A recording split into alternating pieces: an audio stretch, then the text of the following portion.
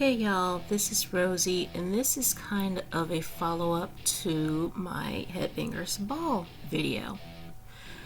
I think these follow-ups are kind of fun. Anyway, I'm sorry about the beeping that you're gonna hear in a minute, but like I've been saying in a few other videos, until we get a 9-volt battery up in here, yeah, that's gonna happen. But, yeah, when grunge came out, I was kind of shocked by it. Well, not really shocked, but perplexed. I forget what the first grunge video was. It was an Alice in Chains video, but it wasn't Man in the Box. I would have to look up the song in the video so I can tell you what it is if I think about it. But, and then I heard Man in the Box. I absolutely loved it. Alice in Chains, I think, actually saw themselves as a metal band, whereas the other grunge rockers didn't see themselves. They just saw themselves as alternative rock. And so that's what I like to call them. I like to call them alternative rock, but just for the sake of this video, and so you guys know what I'm talking about, I'll say grunge. And then I heard Outshine by Soundgarden. Absolutely loved that. Chris Cornell is one of my favorite rock vocalists, like ever, in any kind of rock capacity. There's Chris Cornell, there's Jeff Tate, Sebastian Bach, Mark Slaughter, Phil Anselmo. I have quite a few rock vocalists that just they just touch my heart, and they touch something deep inside of me that made me want to follow them. One of the first was Janie Lane, and I have a few videos on my channel telling about how I became a rock chick, and I think there's one talking about some of my favorite rock bands, so I'll put those videos in the description. I really encourage you guys to look around my channel, because I have quite a few things on my channel that I found quite interesting, and if you would just watch it, I believe you would find it interesting as well. So I encourage you to just look around my channel, watch my videos. There is a lot of Gen X stuff that I didn't label as Gen X when I recorded it. But anyway, so yeah, when grunge really came to the forefront was around 1991, I believe it was. I remember getting ready for school that morning, and I had it on MTV, as I always did, because I like to watch videos and listen to music as I got ready for school.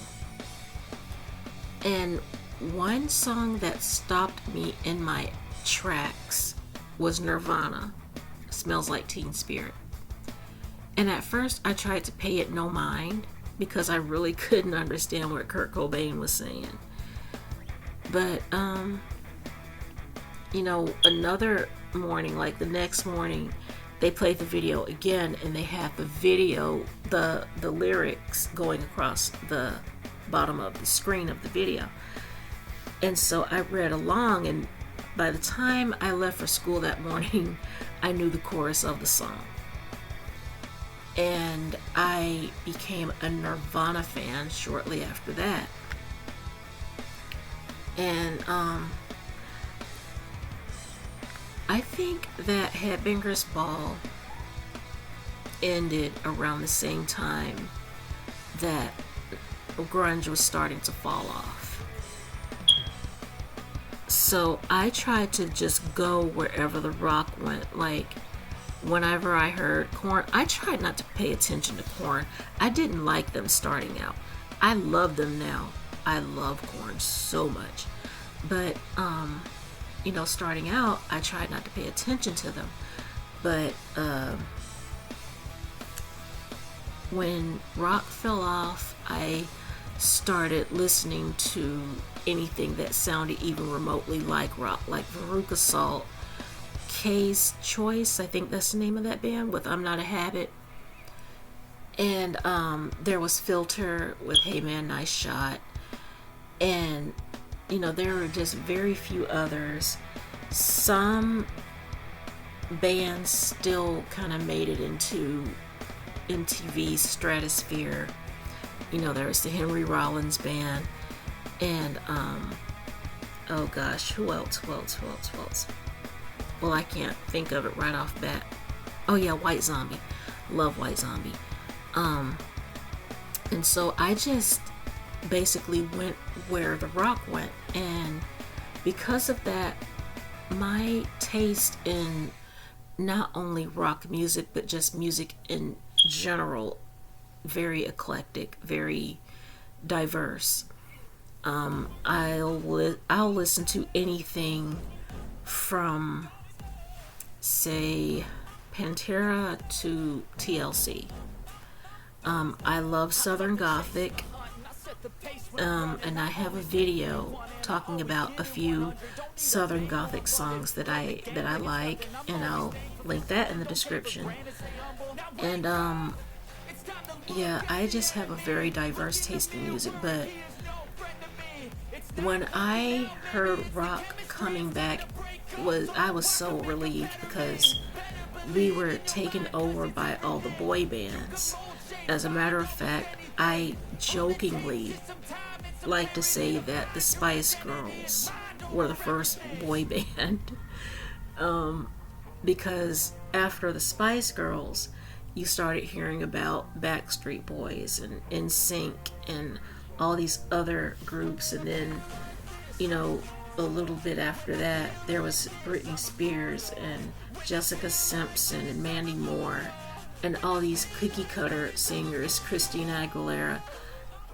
And I just got tired of that, because I'm just not into that type of pop. It got on my nerves. It is just not my thing. Like, I'll listen to Madonna, 80s pop, my jam. Around 1998, I'll say, is when rock started to kind of make a comeback.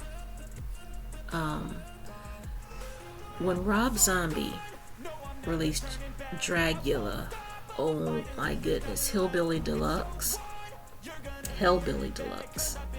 Yes, Hellbilly Deluxe. I just love it. To this day, absolutely love it. And I'm sorry for saying absolutely love it so much. I have to try to work on that. Anyway, and then in 1999, along with the explosion of the Latin artists, was an explosion of nu metal. And so I was introduced to Godsmack. Oh gosh, I love Godsmack so much.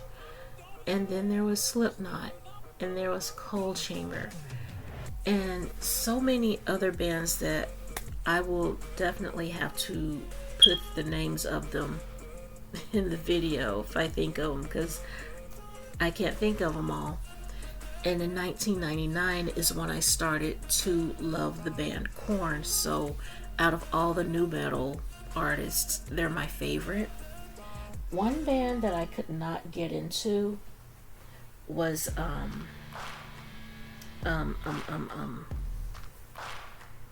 oh god, why can't I think of their name?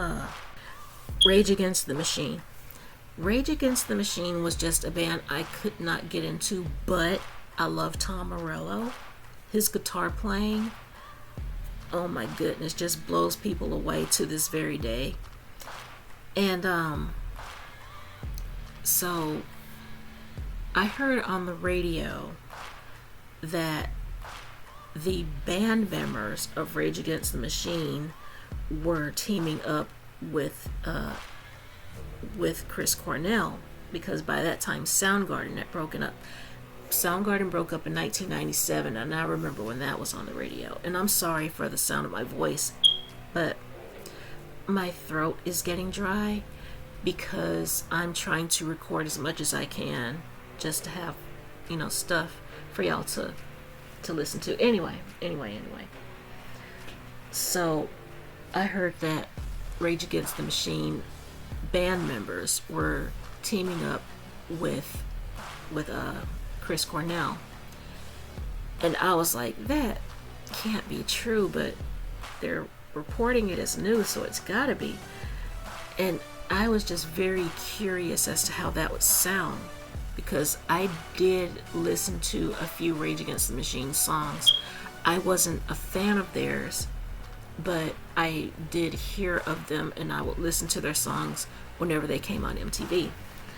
So when Cold Cheese came out, y'all, Cold Cheese came out, and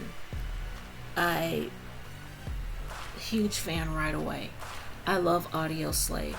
I'm a huge Audio Slave fan. I love them so much. And they just really impressed me. And so,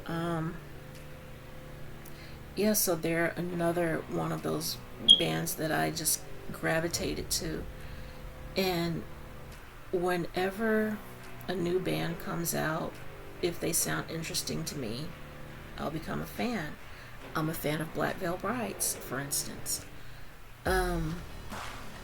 I just had to, after they took away Headbangers Ball, I just went where the rock went. And, if it had some hard pounding drums, rib cracking bass, some heart pounding drums, and the bass line that just moves you, just the groove that moves you, then yeah, you had me as a fan. And so that's what happened when Headbangers Ball just up and left us. And how I got into grunge and nu metal and all of that.